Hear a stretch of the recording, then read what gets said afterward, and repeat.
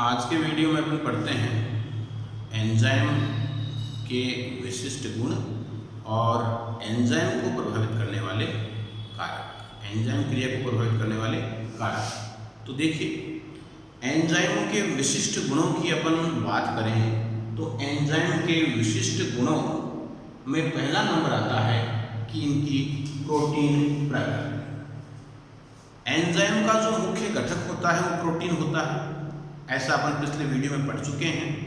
इनका मुख्य घटक प्रोटीन होता है तो इनकी जो प्रकृति है वो भी प्रोटीन जैसी होती है। जैसे प्रोटीन उभयधर्मी प्रकृति के होते हैं तो एंजाइम भी इसी प्रकार के होते हैं। प्रोटीन प्रकृति के साथ साथ कुछ प्रोटीन के अलावा कुछ कार्बनिक या अकार्बनिक अप्रोटीनी भाग भी इनके साथ जुड़ा रहता है जो उस प्रोटीन की क्रियाशीलता के लिए आवश्यक है। दूसरा है कोलाइडी प्रकृति। देखिए, कोलाइडी प्रकृति से तात्पर्य है कि एंजाइम का जो पृष्ठीय क्षेत्रफल है वो अधिक होता है, तो ये अभिक्रिया के लिए एक अधिक सतह प्रदान करते हैं। इनकी जो प्रकृति होती है वो कोलाइडी प्रकृति होती है। तीसरा विशिष्टता। विशिष्टता से तात्पर्य है कि जिस प्रकार से एक विशेष ताले के लिए विशेष चाबी होती है, वैसे ही एक विशेष प्रकार की अभिक्रिया के लिए विशेष एंजाइम होता है। वो एंजाइम उसी अभिक्रिया को उत्प्रेरित कर सकता है, उसी अभिक्रिया में वो एंजाइम काम में आ सकता है। अन्य किसी अभिक्रिया में उस एंजाइम के द्वारा उत्प्रेरण नहीं किया जा सकता। इसका मतलब एंजाइम स्पेसिफिक होते हैं, विशिष्ट होते हैं।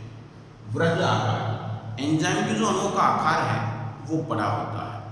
बड़ा होने से क्या लाभ है कि ये सूक्ष्म मात्रा में भी अभिक्रिया के लिए जो क्रियाधर है उनके लिए ये अधिक सतह प्रदान कर देते हैं। अधिक जो एक्टिव साइट्स हैं वो जुड़ने के लिए ये प्रदान कर देते हैं। अम्लीय क्षारीय दोनों से क्रिया कि जैसे प्रोटीन प्रकृति इनकी होती है और प्रोटीन उभयधर्मी होता है, उसी प्रकार से एंजाइम एसिड और बेस दोनों से क्रिया कर लेते हैं। चाहे सब्सटेंस एसिड हो चाहे सब्सटेंस बेस हो, दोनों से रिएक्ट हो जाते हैं, कर लेते हैं। एंजाइम इष्टता, एंजाइम ऑप्टिमा, इसका मतलब क्या है? देखिए, एंजाइम जो इष्टता है इसका तात्पर्य है कि अधिकतर एंजाइम जो है वो विशिष्ट अवस्थाओं में सर्वोत्तम क्रियाशीलता दर्शाते हैं। इसे एंजाइम विशिष्टता कहते हैं। यानी एक अनुकूल तापमान, एक अनुकूल पीएच में ये अधिक क्रियाशीलता दर्शाएंगे तो वो कहलाती है एंजाइम इष्टता।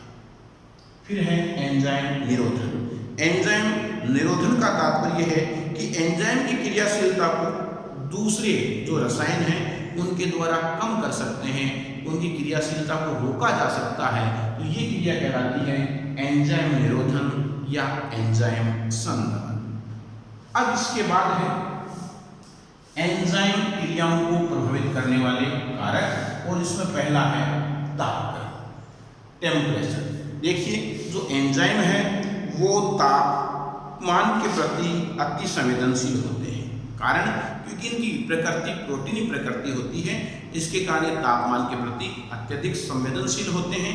जो एक अनुकूल तापमान जिसमें एंजाइम की क्रियाशीलता अधिकतम रहती है, अनुकूल रहती है, वो है 20 डिग्री सेंटीग्रेड से 35 डिग्री सेंटीग्रेड का तापमान। अगर 35 डिग्री सेंटीग्रेड से अधिक तापमान हो जाता है तो एंजाइम की जो अभिक्रिया है उसकी गति मंद हो जाती है, उसकी गति धीमी हो जाती है। दूसरा है पीएच मान। सभी एंजाइम माध्यम की पीएच के प्रति भी अति संवेदनशील होते हैं।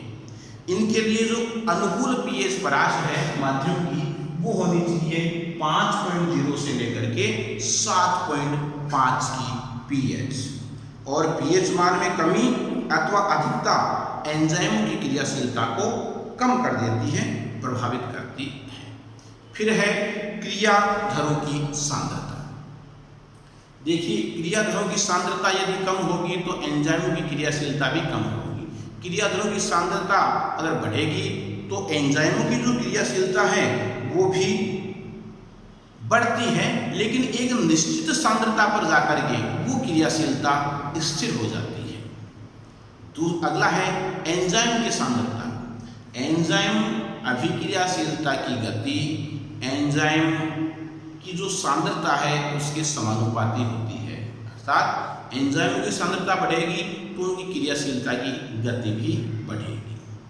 और एंजाइम सांद्रता के साथ यदि क्रियाधार या सब्सटेंस की जो सांद्रता है वो बढ़ती है तो एंजाइम क्रियाशीलता की गति भी बढ़ जाती है।